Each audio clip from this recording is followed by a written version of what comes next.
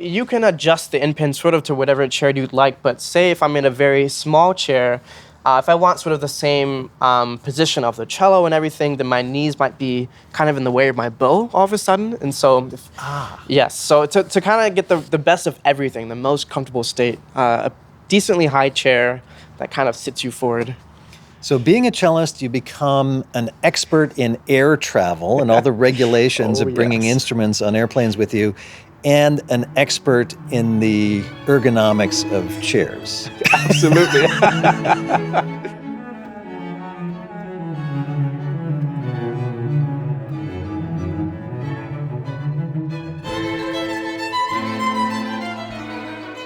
I'm Fred Child with the PT crew in San Luis Obispo, California, on the Central California coast, covering Festival Mozaic 2023.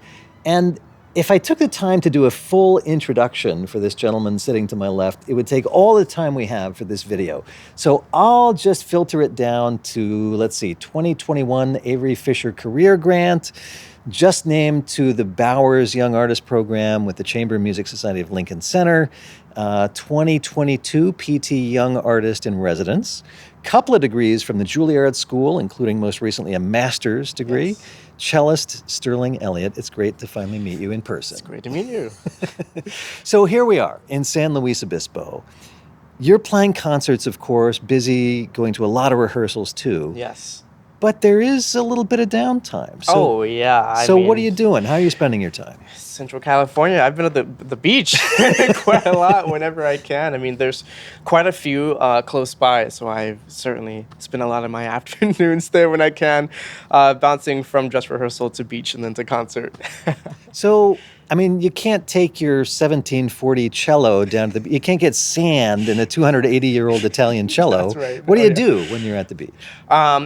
Well, I mean, of course, I leave the cello here, and when I'm there, I mean, at the beach, I'm the kind of person that just likes to cook in the sun, so I don't even really get in the water. I just like to cook, and Now wait, is this literal or metaphorical? Are you cooking yourself, just being in the sun, or are you like cooking at a grill, or what are you doing? Well, it feels literal in the sun, sort of. But I guess metaphorical, yes. Yeah, okay. I just like to sit in the sun and bake. Gotcha. So baking in the sun on the beach, but then there's the music making too. Yeah. So you get to play with people like Scott Yu, violinist and conductor, play chamber music with Scott Yu. And what have been some of your favorite pieces to play? Oh, yeah. I mean, there's so many extraordinary musicians to be playing the vast sort of list of rep here. So, for example, tonight we're playing a very interesting work that is extremely underplayed, a Borodin string quintet, in the same arrangement as a Schubert cello quintet, actually. So 2 violins, viola, 2 cellos. That's right. Yeah. Yes. I think a lot of us weren't really... aware of the existence of the piece. It's a very early work for Borodin, composed, I think, when he was 20 years old, around 1850. And so it's a wonderful work. It really shows a lot of his inspirations from other composers, but also, of course, highlights his own unique voice as well. And so we're having a blast sort of making our own interpretation of it. So you've been making, I mean, you're 23 this year, right? I just turned 24.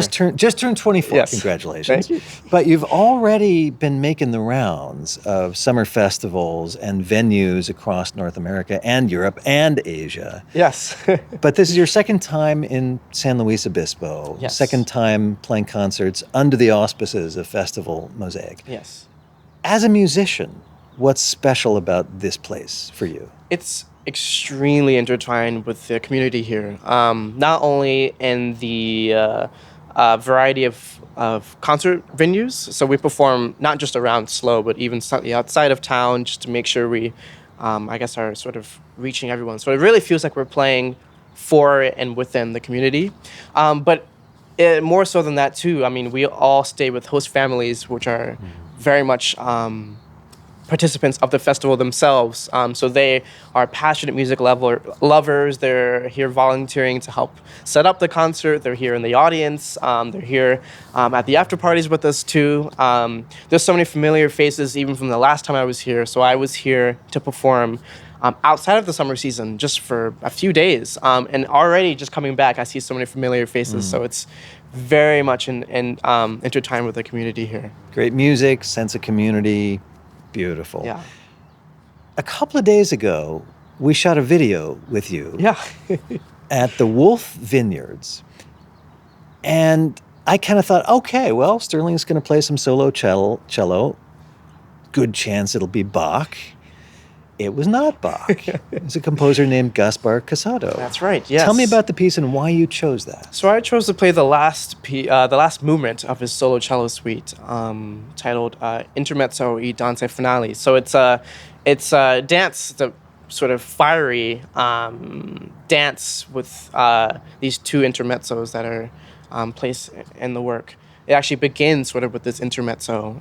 Then a dance begins, and then it returns to intermezzo and finishes again with the dance.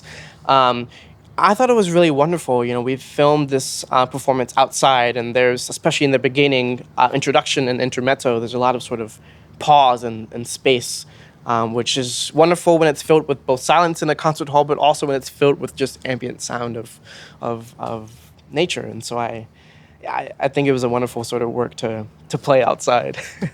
So as you're watching this video, click on over to to that one of Sterling and his cello in the vineyards and playing that piece by Gaspar Casado.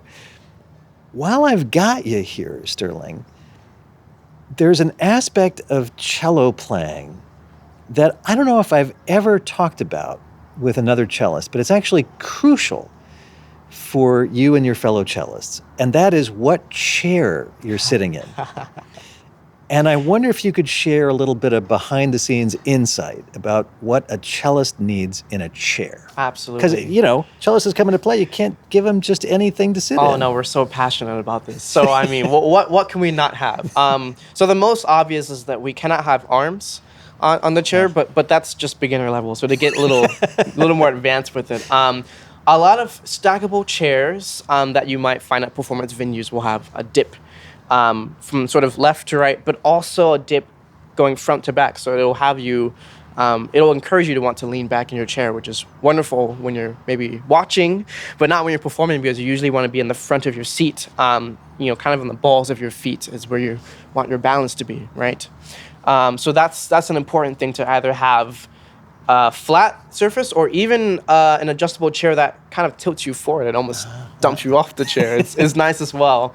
And height is one of the biggest things as well. We kind of ideally want a bit of a right angle to our legs, and a lot of chairs are a little low for us. And myself, I'm not a tall guy, but I do have long legs, so I have been recently kind of stacking normal performance chairs, which I think that might lead to the conclusion. A lot of people, when I'm on stage, they say, you look taller on stage. So I don't know if it's a double stacking chair or what it might be, but I guess I appear tall on stage. So you can't just, a cello has an adjustable end pin. Yes.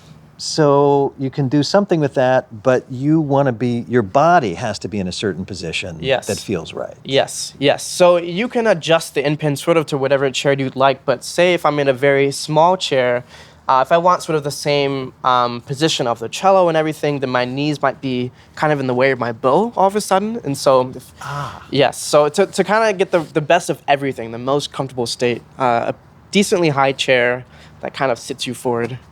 So being a cellist, you become an expert in air travel and all the regulations of bringing instruments on airplanes with you, and an expert in the ergonomics of chairs. Absolutely.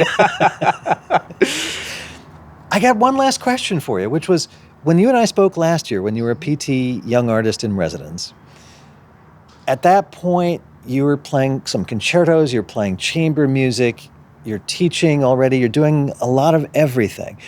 And I remember you said that you really loved playing chamber music, that was kind of native to you. Yes. You played a lot of chamber music growing up with your family and the family string quartet in Newport News, Virginia. Is that still where you see yourself kind of focusing your work in the coming years? Absolutely. I mean, of course, I plan to always, explore as many different varieties as performing as I can. That includes, whether it's solo or even just other genres that I might be new to, or but chamber is always going to be sort of my roots, I suppose. It's one of the reasons why at that time I saw CMS, Chamber Music Society of Lincoln Center, as a humongous goal for me in my future, because it's just something I've always looked up to. So I'm extremely excited to start that. But I'm also looking forward to, of course, a number of solo performances coming up, both this summer and for the next season.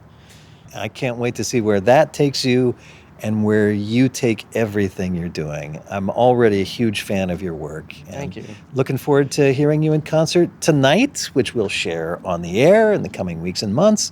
And great to sit down and chat with you. Sterling pleasure. Elliott, thank you. Thank you.